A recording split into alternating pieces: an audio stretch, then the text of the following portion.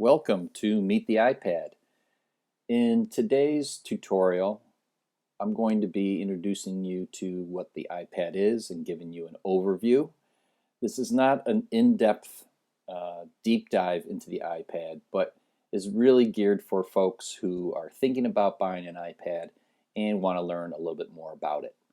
In today's video, I'll show you how the iPad works, the anatomy of the iPad, talk a little bit about apps and what they are and how to use them, and I'll give you an overview of some of the iPad features and benefits. So there are basically three categories when it comes to computers. There's the traditional desktop computer that has a separate monitor, keyboard, mouse, and hard drive. We also have laptops, which have all of those things built into one device. And then the third category, which is the newest category, is called tablets. And there are lots and lots of tablets out there. There's the Barnes & Noble Nook, there's the Kindle Fire, there's Samsung and Asus, and the Microsoft Surface. All of those are what are referred to as tablets. And the very first tablet that was designed was by Apple in 2010, which is the Apple iPad. When it comes to tablets and really any type of touch screen device, it's really important to know how the technology works. In this next slide, I'm going to show you a very short video that talks about how this touch technology works. Touchscreens allow you to control cool gadgets by moving and tapping your finger on the screen. Have you ever wondered how these screens work?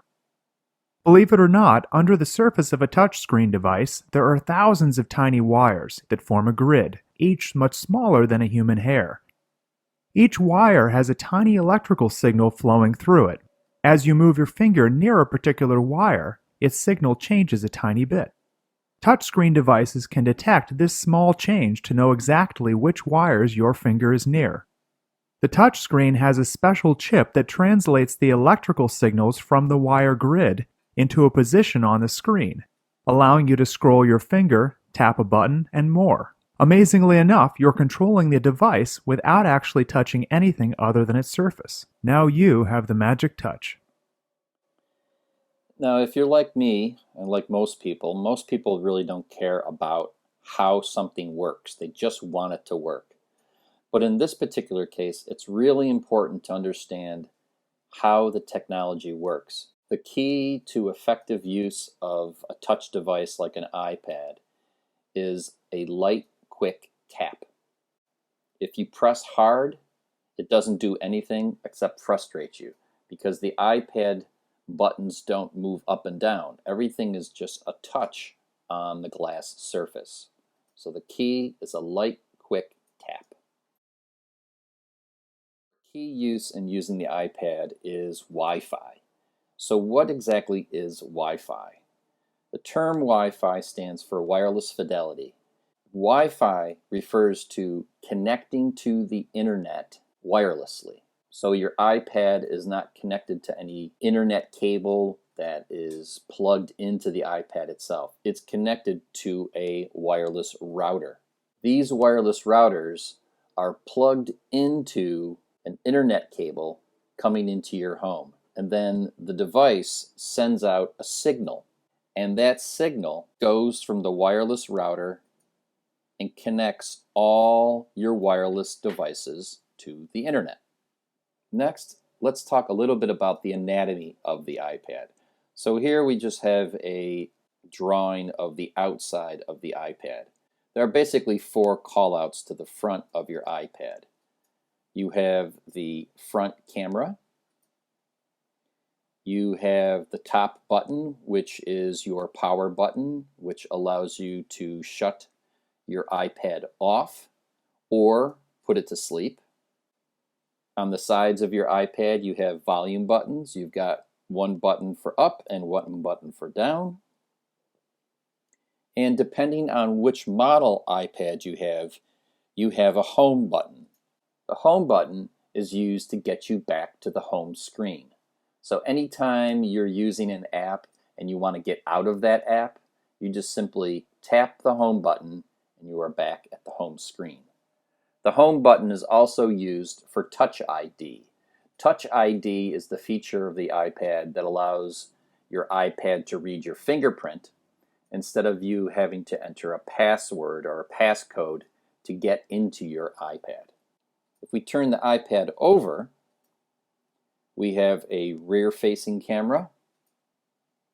We have a headphone jack where you can plug in headphones.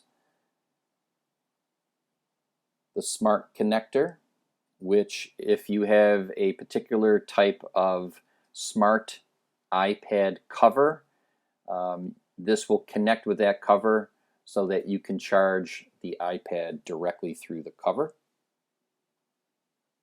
You've got your lightning connector, which is basically the port that you plug your charger into to charge your iPad. And if you have a cellular version of the iPad, you also have a side tray where you can take out and install the SIM card. You also have two built-in speakers at the base of your iPad, and towards the top of your iPad on the back you have your built-in microphones. What's great about the iPad and most tablets is the orientation, how you hold the device. So with the iPad you can hold your iPad vertically, but you can also turn it horizontally and use your iPad that way. I recommend using the iPad in the horizontal position because when you do, everything is bigger on the iPad. The text is going to be bigger, your keyboard is going to be bigger, so I recommend using the horizontal position. Next, let's talk a little bit about apps. What exactly is an app? The most popular definition of an app is software. In fact, the term app is just short for software application. Apps can be purchased and downloaded using the App Store app on your iPad. If you're on an Android device, you would use the Google Play app to download your apps. If you're looking for more information on apps and how to download them from the App Store, be sure and check out my two-part video series, How to Download Apps. I will attach those links at the end of this video. Your iPad comes with built-in pre-installed apps. Let's just go over some of these really quick. The Safari app is your web browser app. That is the app you use to basically connect to the internet, Google, get online, visit websites, and so on. You've got your built-in email app, built-in iBooks app. iBooks is the app where you can purchase, download, and read books on your iPad. You've got your Photos and your Camera app. Your Camera app is the app you use to take photos. And then when you take a photo using your Camera app, those photos are stored in your Photos app. You've got the Apple Maps app, FaceTime, which is Apple's version of Skype or Zoom. This is the app you would use to do any video chatting with any other Apple user. You've got News, your text messaging app, iTunes Store and App Store. The App Store is the only app you can use to purchase and download more apps. The iTunes Store is where you can download and purchase movies, TV shows, audiobooks, music, and so on. Built-in calendar app, music app, videos, your contacts app, and one of the most important apps is your settings app. This app is the app that you can go in and change the preferences or the settings of your iPad to kind of personalize it for your use. I tell folks that I could teach an entire 8-week course just on this one app because there are so many different settings that you can use. And I believe at last count there are over 40 apps that come built in. Next, I'm going to give you a demo on the iPad and just kind of buzz around the iPad and show you some apps that you might be interested in, show you the apps that I have on my iPad, and just kind of show you basically how it functions. As you can see, we are now on the home page of my iPad, and I can just swipe my finger from right to left and view all the different apps that I have on my iPad. I have a lot of apps, probably around 150 to 200 apps. Some of these apps I use every single day. Some I use once a week, twice a month, a couple times a year. It just depends on my individual needs for the app I'm going to use. All apps have to be downloaded from the App Store. If you are interested in learning how to download apps, you can check out my two-part video series, How to Download Apps, for more specific instructions. But basically, I've got all my built-in apps that came with the iPad, as well as my Facebook app and Twitter and Instagram. I've got a couple of weather apps. I've got a folder here that has various news apps that I have downloaded. All of these apps, again, were downloaded from the App Store. There are over 1 billion apps in the App Store, and the vast majority are free. Others might be 99 cents, $1.99, $5.99, $10.99. It just depends on the app and what that app offers. So again, I can just swipe and go to any specific app that I'm looking for. I've got my National Geographic app. I've got a couple of different cooking apps, the New York Times cooking app, and so on. To open an app, I just simply tap on the app that I want to open. So in this case, let me go and tap on one of my favorite apps, which is called Epicurious. This is a cooking or recipe app.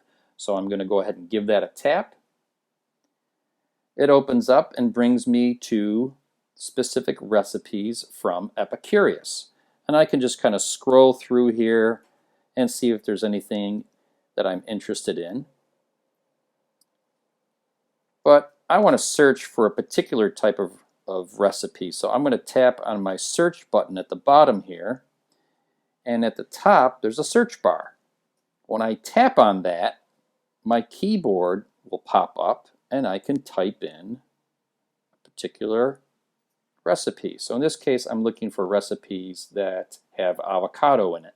So I tap on avocado and it's going to bring up 579 recipes that have avocados in it. I can just scroll, and when I see something I'm interested, I can just tap on that recipe and it gives me ingredients, preparation, and so on. And one thing I really love about this particular app, and I would say many apps, is that I can share whatever it is that I'm doing in this app. So right here is a little share button. If I tap on that, I can then share this recipe through a text message or email or Facebook. I could print it out if I was connected to a printer.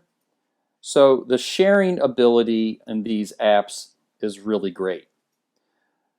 I'm done with this app, so all I do is tap on my home button, which you can't see. I give my home button a tap, and I am back to my home page with all my other apps. So that's just a very, very quick overview of how the iPad works and some of the features and benefits that it has. There are different model iPads to choose from. The first one is the iPad Pro, which starts at $799. And what you're mainly paying for here is the larger physical size of the iPad. You have a very, very high-speed chip and processor. The iPad Air, which is next up, starts at $599. A little bit smaller, but again, still super fast. The iPad, which starts at $329. And the difference between the iPad and the iPad Air is the iPad has a home button.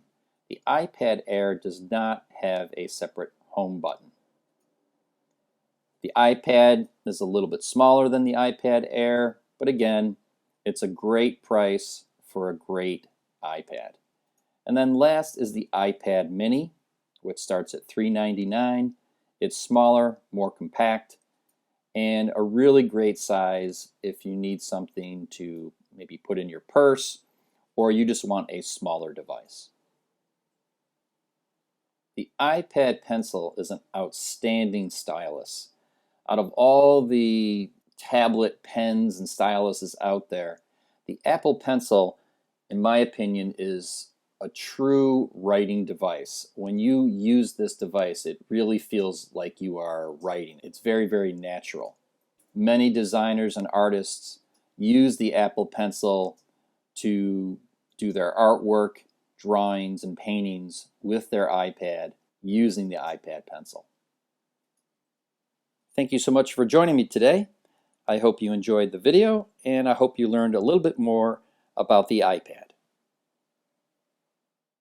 For more information on group or private in-home instruction, please visit my website, DanielTeaches.com, or you can call me at 585-902-8450, or email me at daniel@danielteaches.com.